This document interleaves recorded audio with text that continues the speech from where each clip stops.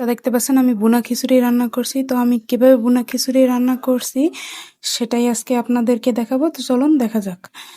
প্রথমে আপনার নিয়ে নিয়েছি পোলার চাউল, নিয়ে নিয়েছি পেঁয়াজ বাটা, আদা রসুন বাটা, পেঁয়াজ কুচি নিয়ে নিয়েছি, কাঁচামরিচ আস্ত গোটা নিয়ে নিয়েছি দারচিনি, এলাচ, তেজপাতা মশলাগুলো। আর ডাল নিয়ে নিয়েছি 2 ধরনের, মুসুরি ডাল আর মুগ ডাল। তো চলুন ফ্রাই প্যানে আমি রাইস কুকারে রান্না করব। তো কিভাবে রান্না করি সেটাই আপনাকে দেখাবো। দেখেন রাইস কুকারে আমি তেল দিয়ে দিয়েছি। তো দেখুন আমি রাইস কুকারের মধ্যে তেলটাকে দিয়ে দিয়েছি। তো এখন আমি পেঁয়াজ কুচি করে পেঁয়াজ রাখা সেই পেঁয়াজগুলোকে দিয়ে দিচ্ছি। তো দেখতে পাচ্ছেন আমি পেঁয়াজগুলোকে দিয়ে দিচ্ছি, সাথে দিয়ে দিচ্ছি আদা রসুন বাটা আর পেঁয়াজ বাটা। তো দেখুন পেঁয়াজ বাটা আর আদা রসুন বাটাকে আমি একসাথে নেড়েচেড়ে মিশিয়ে দিচ্ছি। তো যেহেতু রাইস কুকারে বসিয়েছি, তো দেখুন এটাকে ভালো করে ভেজে নিতে হবে। তো দেখুন মশলাটা কিন্তু পেঁয়াজ আর রসুন ভালো করে একটু ভেজে নিয়েছি। তো এখন আমি দারচিনি এলাচগুলো দিয়ে দিয়েছি। তো দেখতে পাচ্ছেন দারচিনি এলাচগুলো দিয়ে দিয়েছি। এটাকে এখন ভালো করে নেড়েচেড়ে নিচ্ছি। তো দিয়ে দিয়েছি অল্প পরিমাণে পানি দিয়ে দিলাম। তো এখন বাকি মশলাগুলো দিয়ে দিচ্ছি।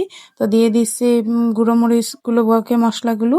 তো দেখুন মশলাগুলোকে এখন ভালো করে নেড়েচেড়ে মিশিয়ে নিচ্ছি। তো দেখুন মশলাগুলোকে ভালো করে নেড়েচেড়ে মিশিয়ে এখন আমি ঢাকনা দিয়ে দিচ্ছি। 2 থেকে 3 মিনিট জাল করে নেব, তাহলে মশলাটা ভালো করে কষানো হবে। তো দেখতে পাচ্ছেন মশলাটাকে আমি আবারও নেড়েচেড়ে দিয়েছি, যেহেতু একটু ভালো করে কষাবো তার জন্য। তো আবারও ঢাকনা দিয়ে দিলাম, তারপর 2 মিনিট জাল করে নেব। তো দেখুন আমার মশলাটা কিন্তু কষানো হয়ে গেছে। তো দেখুন মশলাটাকে সুন্দর করে আমি কষিয়ে নিয়েছি। তো এখন আমি 2 পদের ডাল রাখা দিয়ে দিয়েছি, মুসুরির ডাল আর মুগ ডাল।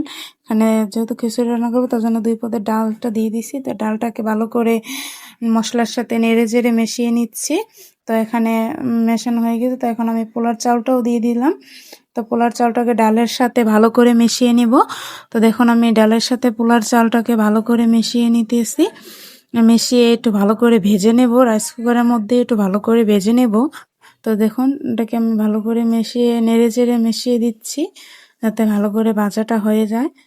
তো এই জন্য ভালো করে মেশানোর জন্য দিয়ে দিচ্ছি। তো দেখুন সাথে দিয়ে দিচ্ছি গোটা করে রাখা কাঁচামরিচটি আমি দিয়ে দিলাম। তো এখন দেখুন ভালো করে ভেজে নিয়েছি।